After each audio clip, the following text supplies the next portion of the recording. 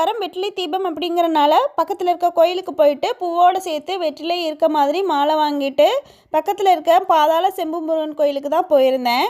கோயிலுக்கு உள்ளேயும் சரி வெளியிலையும் சரி கோயிலை சீரமைச்சதுக்கப்புறம் பார்க்கறதுக்கு ரொம்பவே அழகாக இருக்குது. இருக்கிறத விட இப்போ டூரிஸ்டோட வரவு அதிகமாகிடுச்சு. வெளியூர்லேருந்து வெளி மாநிலங்கள்லேருந்து கூட வராங்க.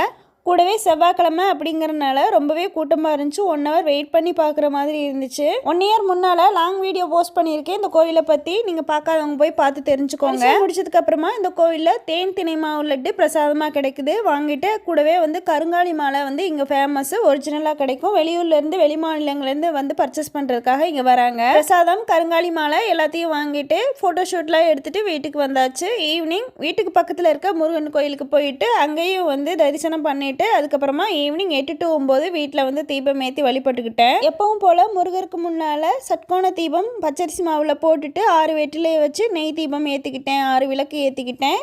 பிரசாதமாக அங்கே வாங்கிட்டு வந்த அந்த தேன் தினை மாவு லட்டு வச்சுட்டு வழிபட்டுட்டேன். 8 to 9 நல்லபடியாக முடிஞ்சு.